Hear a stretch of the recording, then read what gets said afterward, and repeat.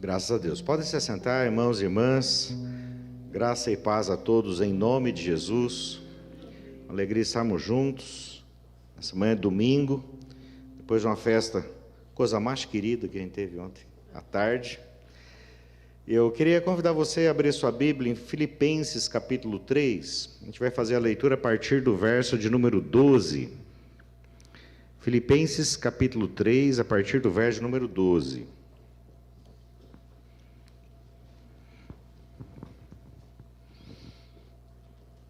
Estamos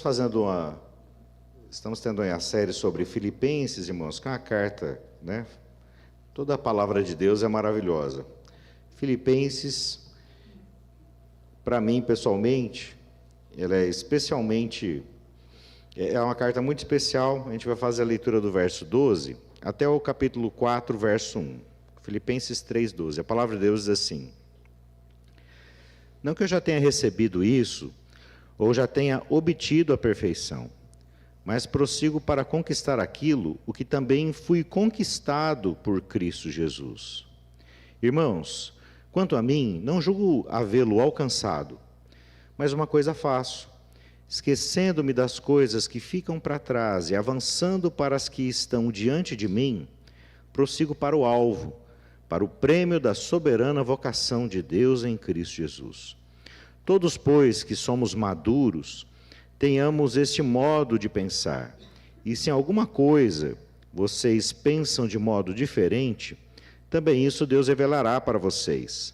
Seja como for, andemos de acordo com o que já alcançamos.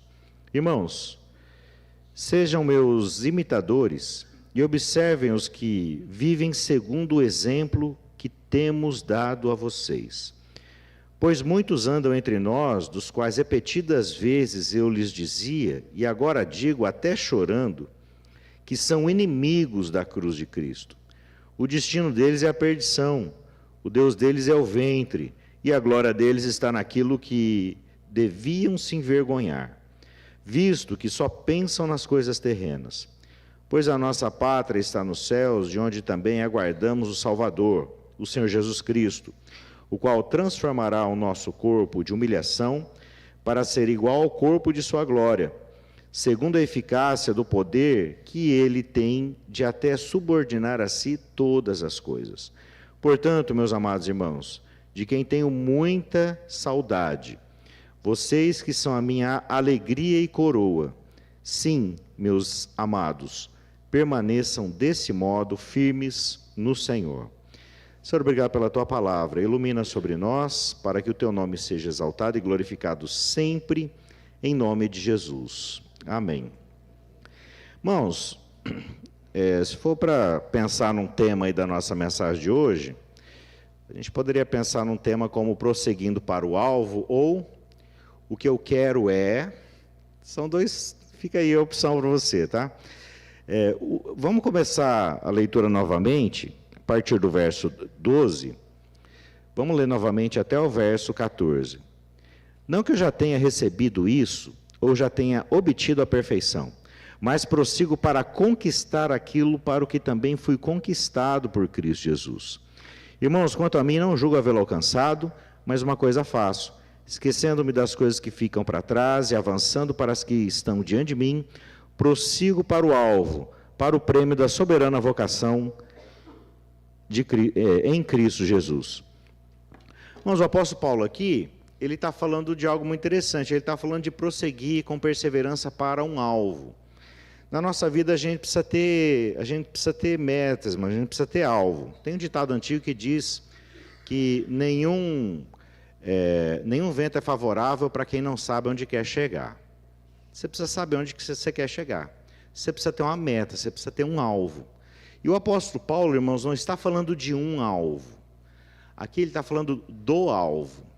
Ele está falando do alvo acima de todo alvo. Ele está falando daquele tema fundamental que todos nós deveríamos considerar. Porque às vezes na nossa vida, irmãos, a gente se distrai e a gente começa a colocar o importante acima do fundamental. Ou o supérfluo acima do fundamental. E o fundamental é aquilo que a gente não pode abrir mão. E o apóstolo Paulo, para a gente entender do que o apóstolo Paulo está falando sobre o alvo, irmãos, esse prêmio da soberana vocação em Cristo Jesus, eu quero convidar você a voltar um pouquinho no verso 7. E eu gostaria de ler novamente, né? A gente já leu recentemente esse verso 7, mas eu gostaria de ler novamente com você, que ele vai dar o contexto aí desse alvo que o apóstolo Paulo está falando.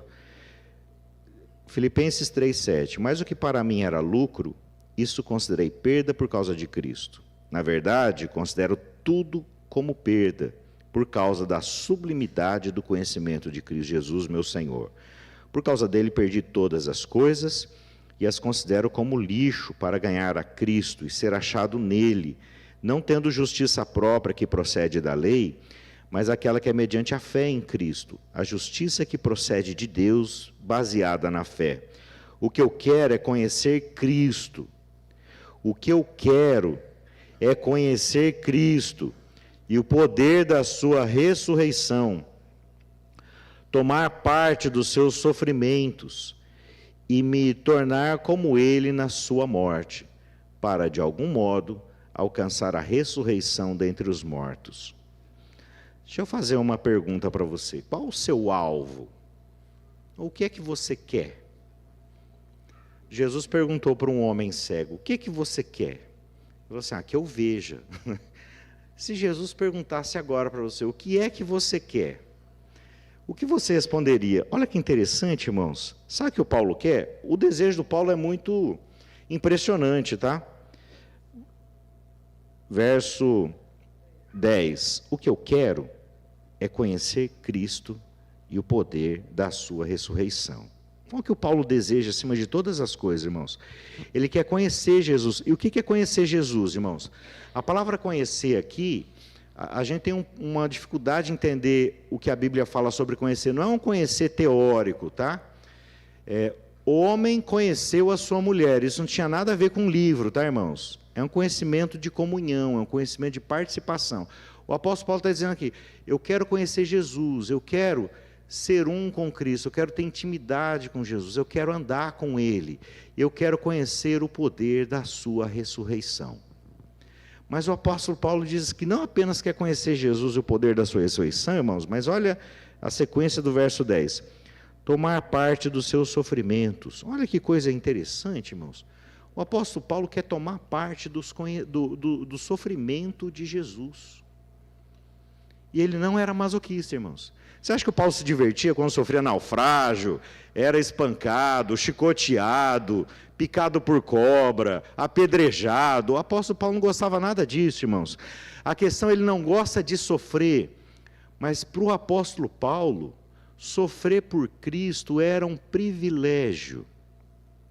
Hoje de manhã, irmãos, essa é uma cena muito comum aqui na nossa igreja, né?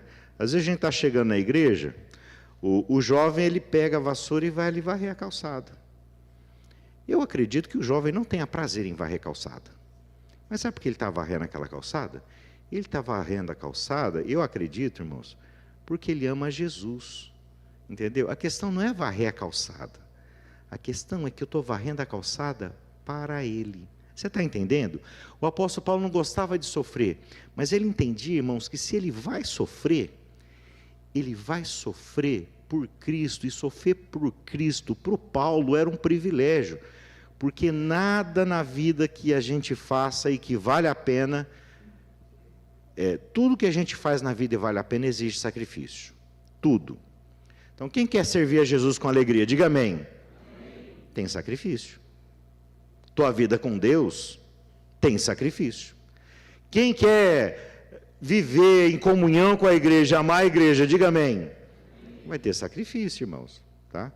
Eu vi o pastor ontem, né? O pastor João ontem lá, se dedicando lá à nossa festa. Você acha que ele não sofreu? Não, assim, para ele? Eu imagino as situações que ele não tenha passado nesse contexto de envolvimento com a festa. Alguns eu vi, viu, pastor? Mas o que acontece? Nada do que você vai fazer na sua vida que vale a pena vai deixar de exigir sacrifício. Vida com Deus, irmãos, dá trabalho e exige sacrifício. Sabe por quê? Porque vale a pena. a tua família vai exigir sacrifício. Sabe por quê? Porque vale a pena. Você quer viver uma vida sem sacrifício? Então você vai viver uma vida morna, xoxa, sem alegria e sem significado. Porque tudo que vale a pena exige sacrifício. E o apóstolo Paulo não gostava de sofrer. Mas ele desejava, irmãos, já que ele vai sofrer, eu não quero sofrer, mas já que eu vou sofrer por aquilo que vale a pena. Eu vou sofrer por aquilo que é bom. Eu vou sofrer por aquilo que eu sei que vai trazer um eterno peso de glória. E o apóstolo Paulo, irmãos, queria conhecer Jesus. Queria conhecer o poder da ressurreição. E queria sofrer por Jesus. Ele não queria sofrer, mas ele queria sofrer por Jesus. Eu vou sofrer. E eu espero, irmãos, que o sofrimento que eu tenha seja um sofrimento por ter feito a coisa certa, não a coisa errada. Porque tem gente, irmãos, que faz, né? Pinta e borda, né? Ah, estou sofrendo por causa do evangelho. Mentira! Tem hora que a gente está sofrendo, irmãos, porque a gente fez besteira, a gente plantou e agora está colhendo. Isso também acontece, tá? Nem todo sofrimento é bom, mas tem sofrimento que é bom. Sofrer pelo que é bom vale a pena. O apóstolo Paulo, irmãos, ele queria sofrer por Jesus. Ele diz mais: e me tornar como ele na sua morte, para de algum modo alcançar a ressurreição dentre os mortos. O apóstolo Paulo também desejava, irmãos, alcançar a ressurreição. E essa expressão é muito importante. Ele desejava alcançar a ressurreição dos mortos. E aí quando a gente começa no verso 12, irmãos, se a gente não entender esse contexto, a gente não vai entender o que o apóstolo está dizendo.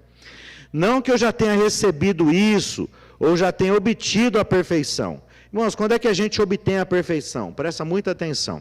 Até aqui, no nosso texto, essa palavra perfeição, né, vendo a palavra grega teleios, ela está dizendo o seguinte: a perfeição, ela vai acontecer quando a glória de Deus encher todas as coisas.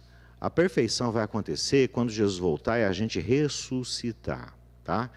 A ressurreição é o momento em que a gente vai se tornar perfeito. E o apóstolo Paulo, ele ainda estava no processo de morrer, irmãos. Todos nós, de certo modo, estamos no processo de morrer. Você nasceu, você começou a morrer já, entendeu? Mas a boa notícia é que o Evangelho fala de uma vida eterna. Essa vida eterna está em Jesus Cristo. E essa vida eterna é uma vida não apenas que não acaba mais, mas é uma vida qualitativa muito melhor do que todo parâmetro que você possa imaginar. É eterna não apenas por não ter fim, mas ela também é eterna na sua plenitude, na sua glória. E o apóstolo Paulo, ele tem consciência do seguinte, irmãos: ele era um homem de Deus, ele era um homem de oração, ele vivia o Evangelho, ele pregava o Evangelho, mas o apóstolo Paulo, ele não julgava ter recebido ainda a perfeição, porque nessa vida, como a gente meditou recentemente, do Paulo falando sobre a caminhada da salvação, apesar de já termos sido perdoados, isso a Bíblia chama de justificação. Quem crê em Cristo, diga aleluia. Então o juízo final já aconteceu para você, lá na cruz. Você já foi julgado e condenado na cruz. A tua condenação caiu sobre o Filho de Deus. Você é perdoado pela graça, você não merece. Mas Deus te ama. A gente não merece. Você não é salvo porque você é bom. Você é salvo porque Deus é bom. Mas nesse dia que se chama hoje, a graça de Deus está operando na nossa vida para que a santidade, a graça, a presença de Deus seja renovada em nós de tal maneira que a gente está morrendo para o mal e a gente está sendo trabalhado por Deus, vivificado para uma nova vida. E o apóstolo Paulo sabe que ele está sendo aperfeiçoado, mas ele sabe que ele ainda não é perfeito e não chegou à perfeição. E a gente sabe que ele não é perfeito, irmãos, não é verdade? Vou dar um exemplo da festa de ontem também, tá? Todos nós, de alguma maneira, irmãos, quando você vai fazer qualquer coisa na igreja, festa, almoço, culto, irmãos, a Bíblia diz que todos pecaram e carecem da glória de Deus. Sabe o que significa? Significa que eu sou igual a um porco espinho. eu quero te dar um abraço, mas já viu 2 porcos espinhos tentando ali, né, ficar juntinhos? Dá um trabalho danado. Já viu um ninho de porco-espinho? Eles vão ali com jeitinho, encostando um no outro, até porque machuca, né? Então, nesse sentido, irmãos, a gente que está caminhando em direção à perfeição, tudo que você vai fazer, inclusive as coisas que você vai fazer para Deus, às vezes acontece de você se machucar, tá? Isso faz parte do processo. Por quê? Porque, para começar, eu não sou perfeito. E o meu irmão não é perfeito. Mas a gente tem que ter essa consciência de que, apesar de ainda não sermos perfeitos em nós mesmos, nós estamos numa caminhada para um alvo, tá? E o apóstolo Paulo continua: prossigo para conquistar aquilo para o que também fui conquistado por Cristo Jesus. Eu acho muito bonita essa expressão do Paulo. Eu quero conquistar aquilo para o qual eu fui conquistado. O que o apóstolo Paulo está dizendo, irmãos? Ele está falando da obra da salvação. Porque a obra da salvação é algo para o qual eu fui conquistado. Jesus já realizou, Ele já morreu na cruz por nós, Ele já nos perdoou, estamos sendo santificados. Quando Ele voltar e a gente ressuscitar, a gente vai ser glorificado. Mas enquanto a gente caminha, a gente deve conquistar aquilo para o qual nós fomos conquistados. Ou seja, a gente precisa, irmãos, viver de maneira coerente do Evangelho. Eu não sou digno do Evangelho, mas de glória em glória a graça vai me tornando cada vez mais digno, ou cada vez menos indigno, tá? Eu preciso viver de maneira coerente com o Evangelho. O fato de Deus te amar e te perdoar, não significa que você pode chutar o pau da barraca aí, né? E achar que já que é um eleito de Deus, você pode aí fazer bobagem, cair na gandaia, fazer o diabo e você tem carta branca para pecar. Não é, irmãos. Não é assim. A gente precisa conquistar aquilo para o qual nós somos conquistados. Ou seja, a gente precisa olhar para a cruz e para a ressurreição. E a gente precisa sempre lembrar o seguinte: não é de graça. Nada é de graça. Porque se está ali é porque alguém pagou. Não existe de graça, irmãos. Salvação não é de graça, ela é pela graça. Não sei se já acontece isso para os irmãos. Eu vi uma vez uma história muito comovente. Uma mulher ganhava vida lavando roupa. E ela trabalhava muito. Nascia o sol, ela já estava lá lavando roupa até o anoitecer e ganhava muito pouco. E ela tinha um filho. E ela ralava e ralava e ralava, aquela vida simples, sofrida durante décadas. Até que um dia, irmãos, o filho dela passou no vestibular. E ela deu uma bolada para o rapaz. Pegou todas as economias da vida inteira e disse o seguinte: meu filho, vai estudar, porque eu não quero que você tenha uma vida sofrida como eu tive. Irmãos, e quando aquele rapaz pegou aquele dinheiro, quando ele ia gastar, ele pensava 2 vezes na hora de gastar, porque ele sabia que ele não recebeu algo de graça, porque ele sabia o preço que custou para a mãe dele durante décadas. Dia a dia, de sol a sol, o que aquela mulher precisou fazer para ele receber aquele dinheiro. E o que aquela mulher fez, irmãos, que é maravilhoso, é café pequeno perto do que Cristo fez por mim e por você. E se Jesus nos amou tanto e pagou um preço tão alto, no dia a dia, a gente não pode tratar a graça de Deus de maneira leviana. Ou, como diz Hebreus, eu não posso pisar no sangue do Cordeiro que foi derramado na cruz. Eu não posso fazer pouco caso da graça de Deus. Isso a Bíblia chama de temor, irmãos. A gente não tem medo de Deus. Mas quando a gente olha para o alto preço que foi pago naquela cruz, a gente não pode tratar isso como se fosse qualquer coisa. A gente precisa conquistar aquilo pelo qual a gente foi conquistado também. O amor de Cristo é que nos constrange. A gente não faz o que faz por medo de condenação, porque a gente crê na graça e no perdão de Deus. Mas a gente deve fazer o que faz, irmãos, por fé, por amor e por gratidão. E a gente continuar avançando, conquistando aquilo para o qual nós somos conquistados por Cristo Jesus. O apóstolo Paulo continua dizendo o seguinte: irmãos, verso 13, quanto a mim, não julgo havê-lo alcançado, mas uma coisa faço, esquecendo-me das coisas que ficam para trás e avançando para as que diante de mim estão, prossigo para o alvo, para o prêmio da soberana vocação de Deus em Cristo Jesus. Irmãos, como é que a gente caminha em direção ao prêmio da soberana vocação? Como é que a gente caminha em direção à ressurreição de Jesus e à glória? Aqui tem um princípio muito importante, irmãos. Esquece o que já passou. Esquece o que ficou para trás e olha para frente, tá? Quem está casado aqui, diga aleluia. Quem não casou ainda, diga aleluia também, tá? Porque a gente tem que louvar a Deus em toda e qualquer situação, irmãos, tá certo?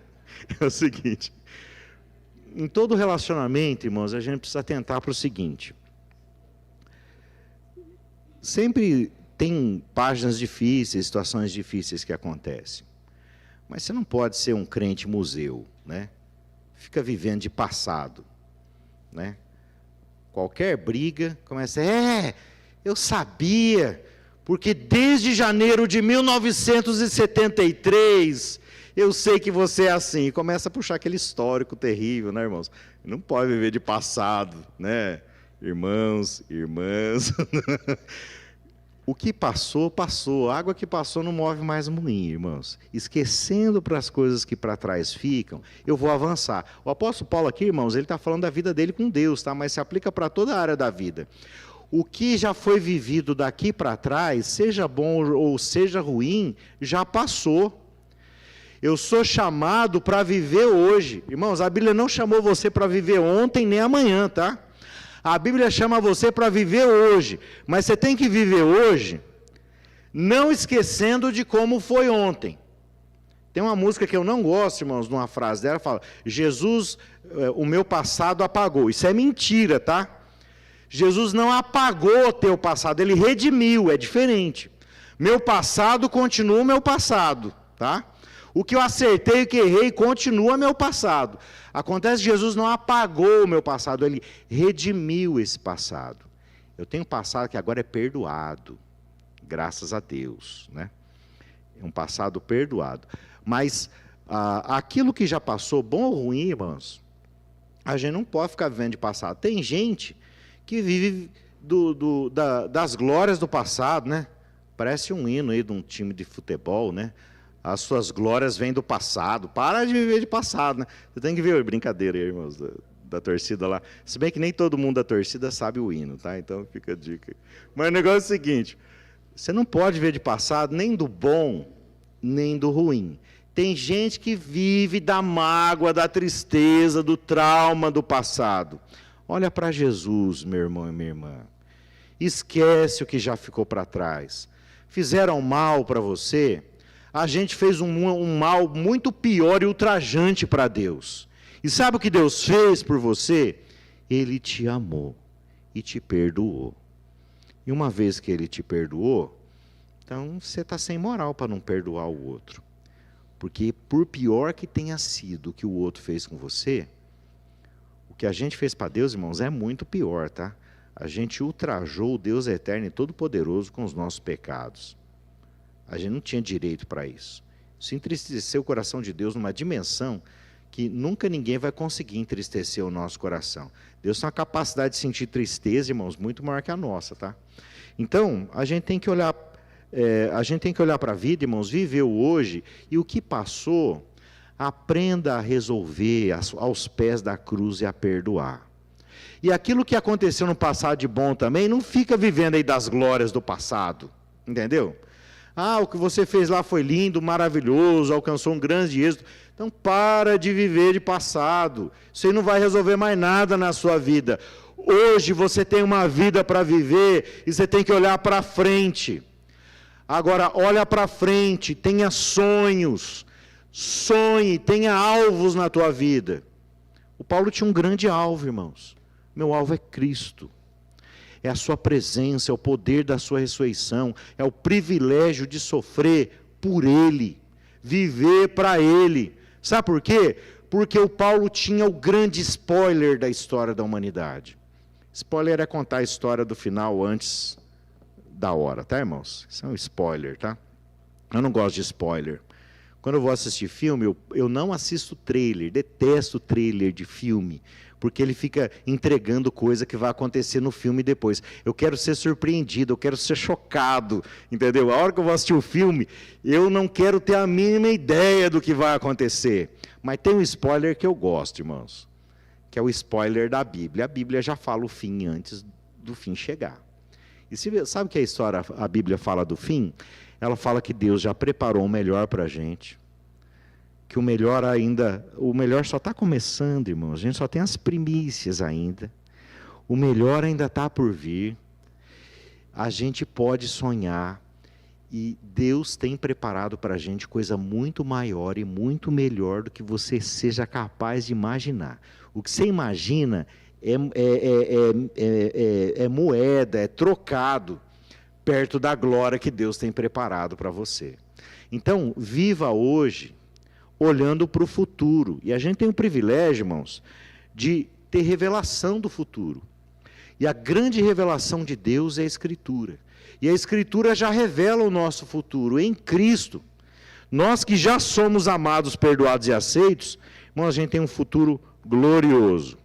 Deus nos chamou para um glorioso propósito de crer nele, andar na sua presença e a gente saber que o melhor que Deus tem para você ainda está guardado. Amém, irmãos? Você crê nisso? Então olha para frente, tá? Sonha, tenha alvo, sonhe os sonhos de Deus para a tua vida. Deus, Ele tem coisas grandiosas e gloriosas para a gente. Então esquece do que já passou e avança para o que está diante de você.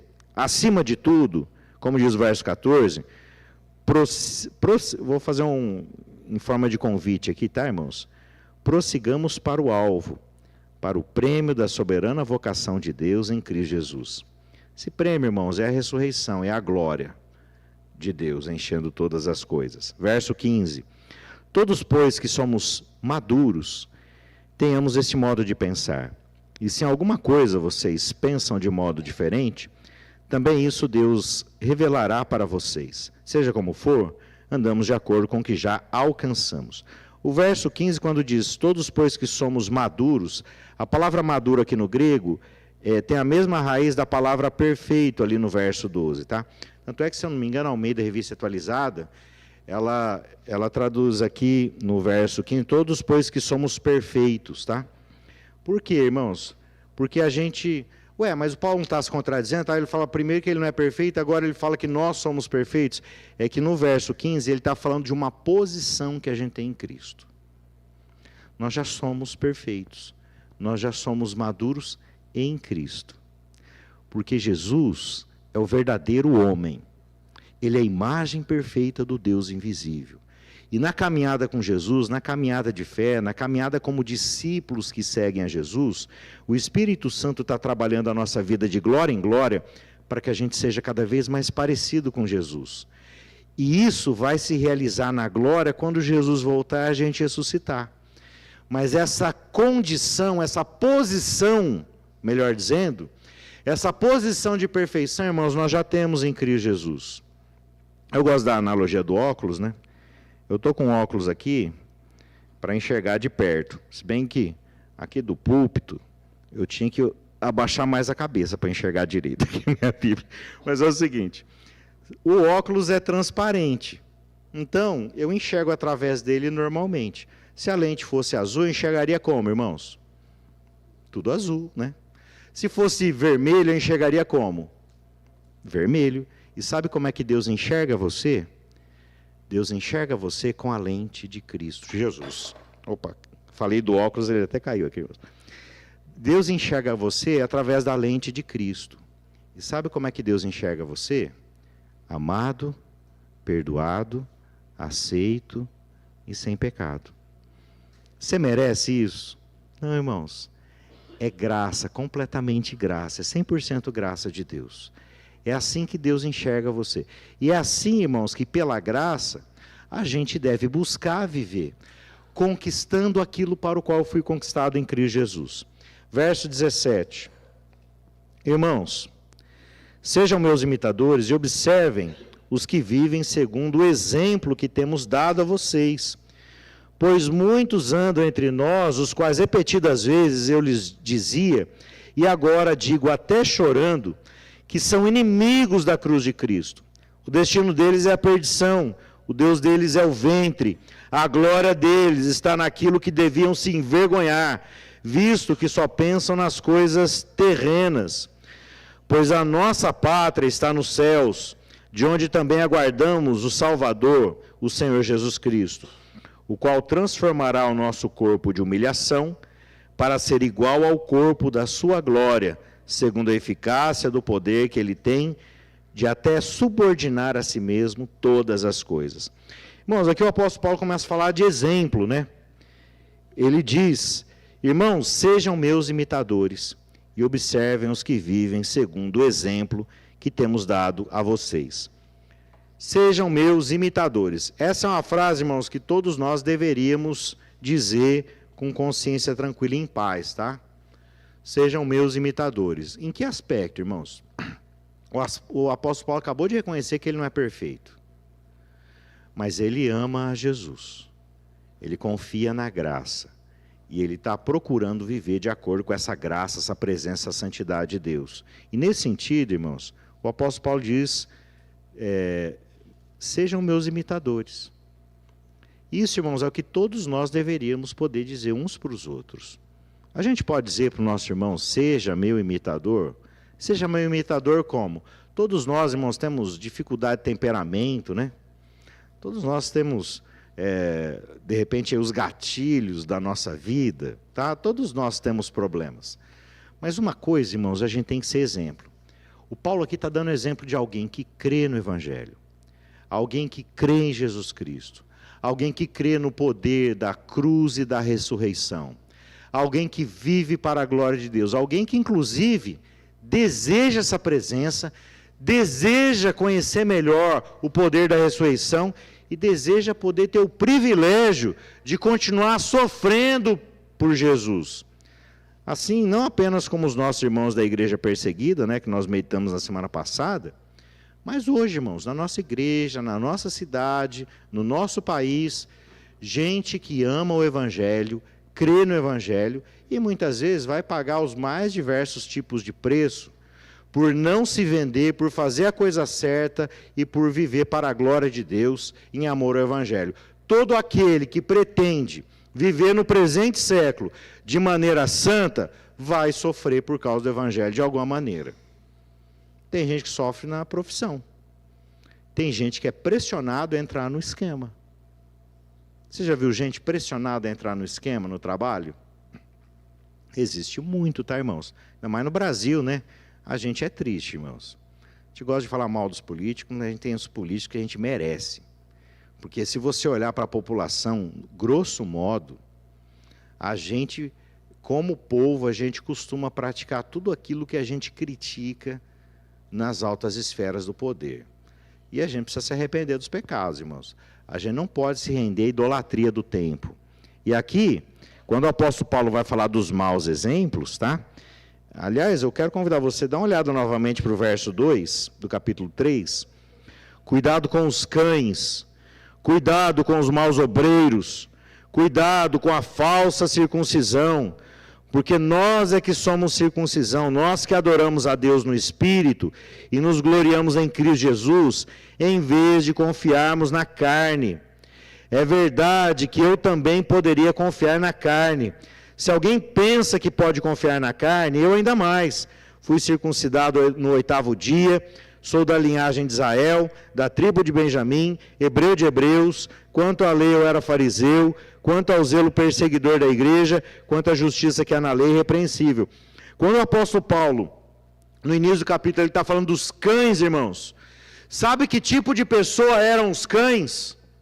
Os cães que o apóstolo Paulo está descrevendo aqui são pessoas que, primeiro, oram. Segundo, leem e estudam a Bíblia. Terceiro, vão para o culto, final de semana.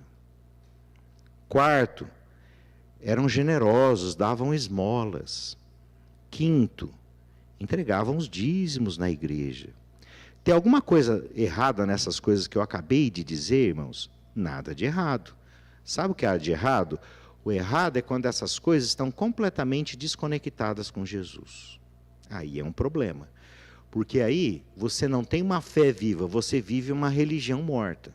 E o apóstolo Paulo está falando aqui, no capítulo 3, os cães que ele está afirmando são o que ele chama frequentemente nas cartas dos judaizantes. Aqueles que entendem que você tem uma relação correta com Deus através da lei e não através da graça. É porque você faz a coisa certa e você é um eleito que cumpriu lá, que você está no contexto da antiga aliança, que Deus fez lá no Sinai, já que você foi circuncidado e você pode gloriar na sua carne. É por isso que quando ele fala de se gloriar na carne, ele fala que foi circuncidado ao 8º dia. Ou seja, é um modelo de fé, irmãos, e de religião que está desconectada com Jesus. Porque, no fundo, para os judaizantes, Jesus não era o centro. Na prática, o centro era a lei. Alguma coisa de errada com a lei, irmãos? Não, não há nada de errado com a lei. Mas a lei, ela serve para mostrar o que é certo, e a lei serve para mostrar para você que você não é capaz de cumpri-la com perfeição. Quem cumpre a lei aqui com perfeição, diga aleluia. Às vezes eu me arrependo de fazer umas perguntas, irmãos, graças a Deus ninguém respondeu aleluia agora, tá? Então os irmãos estão prestando atenção ou estão tímidos, né? Então é o seguinte, a gente não consegue cumprir a lei com perfeição. Os cães, irmãos, são pessoas que porque oravam, iam ao culto e liam a Bíblia, eles achavam que eles eram superiores aos outros. Olha, irmãos, cuidado, tá? Cuidado nós, né? Cristãos, evangélicos, que muitas vezes a gente começa a se considerar melhor que o outro por causa das coisas que a gente faz. Entenda uma coisa, você não é salvo porque você é bom, você é salvo porque Deus é bom. Calça a sandália da humildade e glorifica Jesus Cristo, porque Jesus é o único motivo da gente estar aqui essa manhã. Ele é a única causa da nossa salvação. Ele é o único motivo pelo qual a gente está aqui o adorando, porque até para crer, irmãos, a gente precisa de ajuda. Eu gosto de dizer que não há nada mais calvinista que orar por não crente. Porque orar para que a pessoa creia é afirmar que se Deus mesmo não colaborar com o processo, a pessoa nunca vai se converter. Entendeu? A pessoa não crê porque ela é boa. Se você está aqui hoje, você não está aqui hoje nessa manhã porque você é bom. É porque Deus levantou gente na sua vida para pregar o evangelho. Deus levantou gente na sua vida para orar por você. Você conhece gente que orava por você antes de você crer? Eu tinha minha falecida avó, a mãe do meu pai, a Noêmia. Ela, meu Deus do céu, eu sofria na mão da minha avó. Às vezes eu ia passar final de semana em Maringá, eu morava em Orizona, na cidadezinha ali perto de Maringá. E quando eu ia passar uns dias em Maringá e a minha avó me pegava no jeito, irmãos, era 2 horas ali de Bíblia, sem sossego, sem horário para tomar água. A minha avó, eu ficava olhando assim com cara de gatinho perdido para ver se algum primo, algum tio passava ali para me salvar, né? Mas a minha avó eu sei que durante muito tempo ela orou por mim, muita gente orou por mim, né?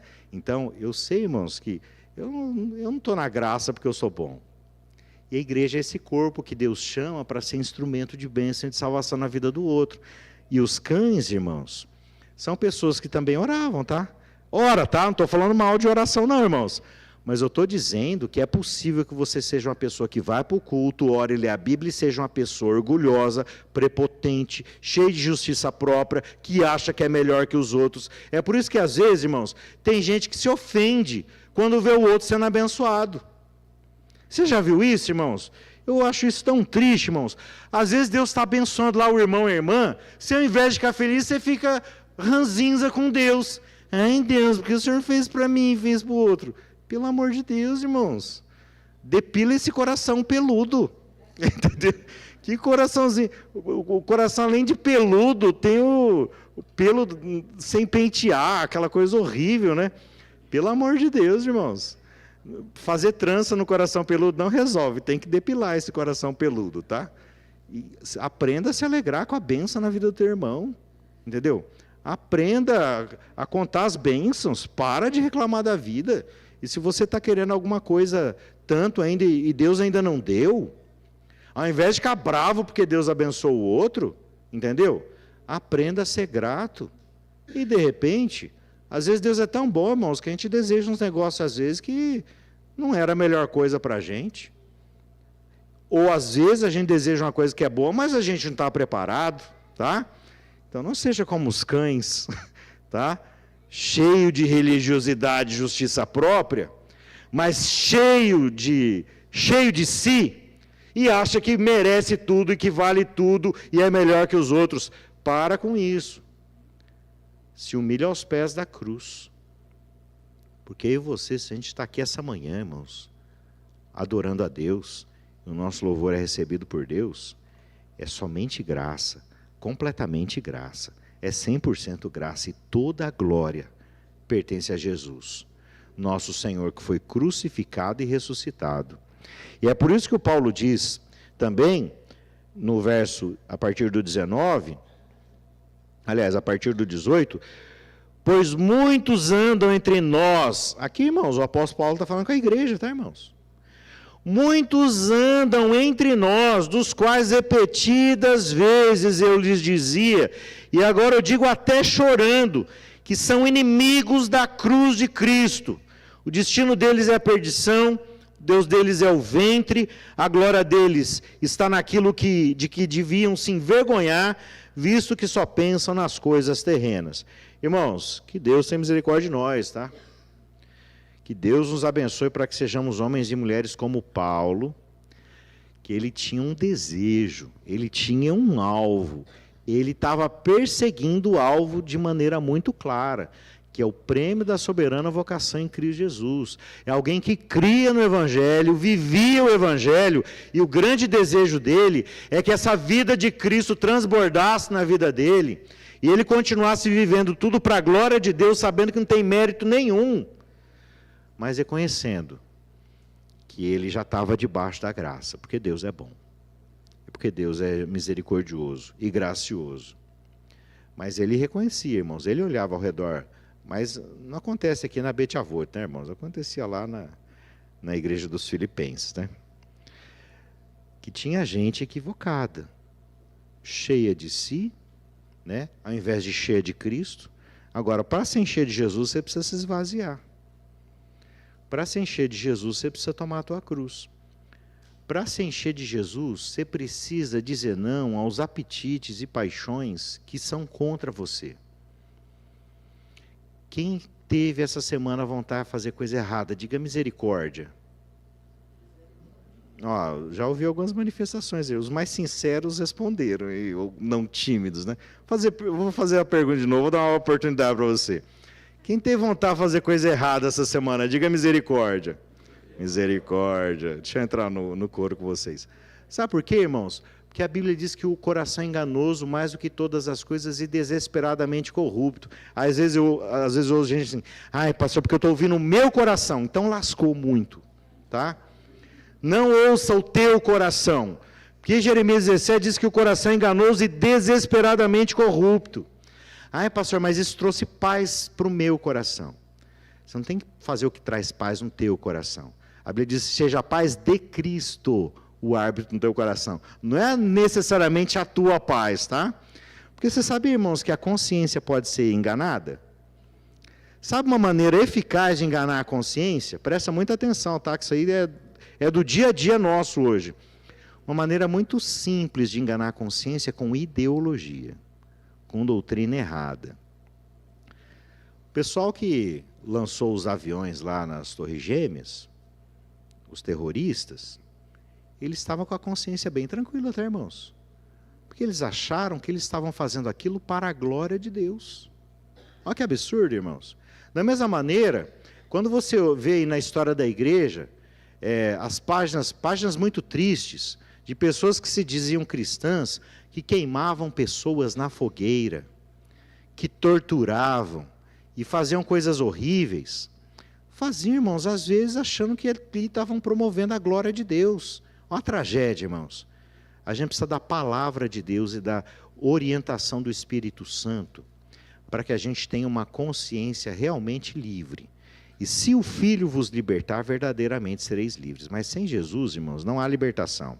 Sem Jesus você corre o risco de viver uma religião na qual o seu Deus é o teu ventre, na qual você só se importa com os desejos, apetites e paixões que estão entranhados na tua carne, tá? Nos teus apetites e paixões. Mas o apóstolo Paulo diz, se afasta dos cães, tá?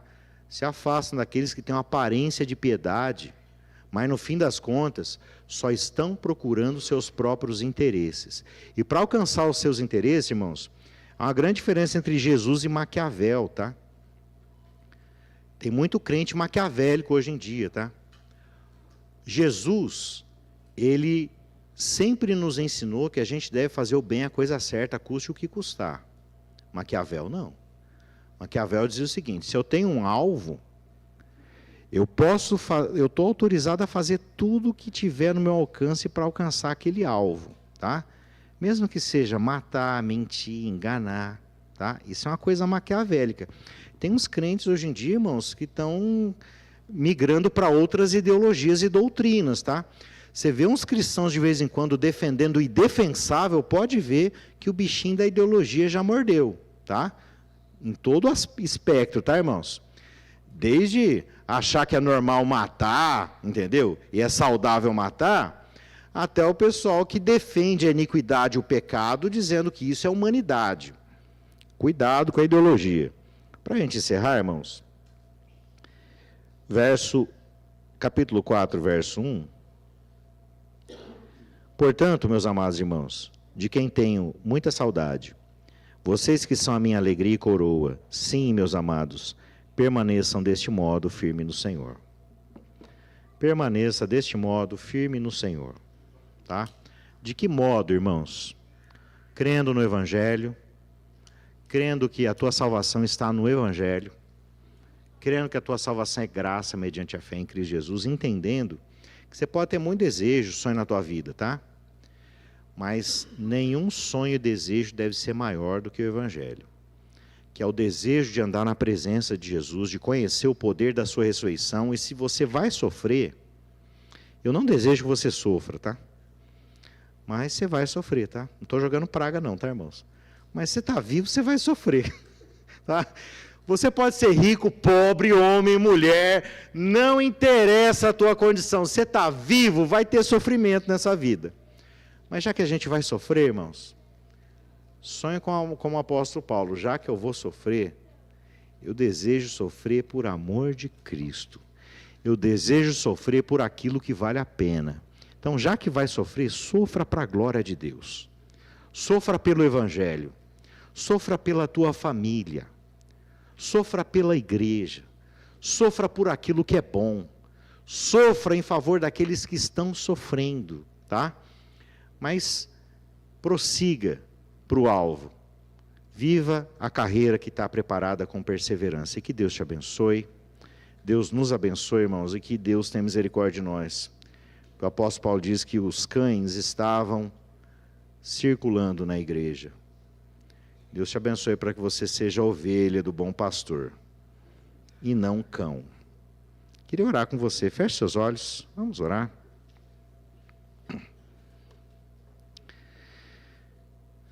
Senhor, o que nós queremos? Nessa manhã, Senhor, nós nos deparamos com a Tua palavra, com Teu servo Paulo, dizendo: o que eu quero é a presença de Cristo, é conhecer o poder da ressurreição, é sofrer por Ele e alcançar a perfeição da ressurreição que está chegando. Senhor, e nós fazemos coro com essa oração do apóstolo Paulo. Nos ajuda, Senhor, abre a nossa mente e nosso coração. Senhor, não permita que nós sejamos idólatras, que a gente comece a colocar outras coisas no Teu lugar na nossa vida. Não permita, Senhor, que a gente ame mais outras coisas, objetos, ou mesmo pessoas e ideologias do que o Senhor. Senhor, mas nos ajuda para que a gente possa olhar fixamente para o Senhor. Olhar para o alvo da soberana vocação em Cristo Jesus, que é o dia da Tua vinda e da nossa ressurreição. Da tua glória enchendo todas as coisas da nossa vida. Nos abençoa, Senhor. Senhor, tem misericórdia de nós para que não sejamos inimigos da cruz de Cristo, inimigos do Evangelho, mas que a cada dia a gente ame ao Senhor de todo o coração. E tudo que a gente fizer, Senhor, que não seja por medo da condenação, do inferno, ou por desejo de aparecer e de se mostrar para os outros.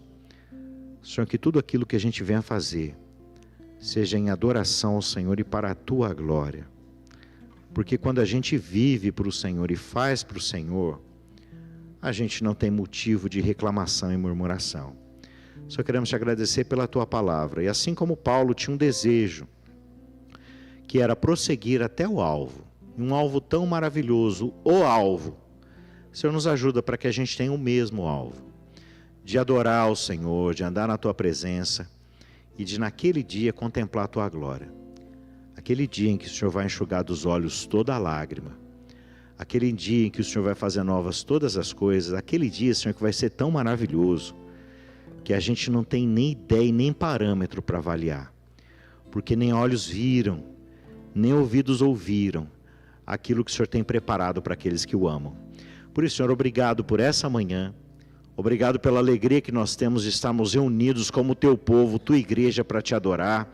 E continua, Senhor, abençoando a nossa mente, o nosso coração, quebrantando o nosso coração, para que toda a honra, toda a glória e todo o louvor sejam dados a ti. E que a gente viva nessa glória e presença, prosseguindo firmemente para o alvo, para o prêmio da soberana vocação do Senhor em Cristo Jesus. A ti, ó Deus, a nossa oração, gratidão, louvor e adoração. E nós oramos em nome do teu Filho amado, que por nós viveu sem pecado, morreu na cruz pelos nossos pecados e ressuscitou para a nossa salvação. Amém. Recebam a bênção, queridos. O grande e maravilhoso amor de Deus, a graça do nosso Senhor e Salvador Jesus Cristo, o consolo, o ensino, a unção do Espírito Santo, seja sobre a sua vida, sobre a sua casa e sobre todo o povo de Deus espalhado pela face da terra, hoje e para todo sempre. Amém. Abraço 1, 2, 10 pessoas. Te espero na porta.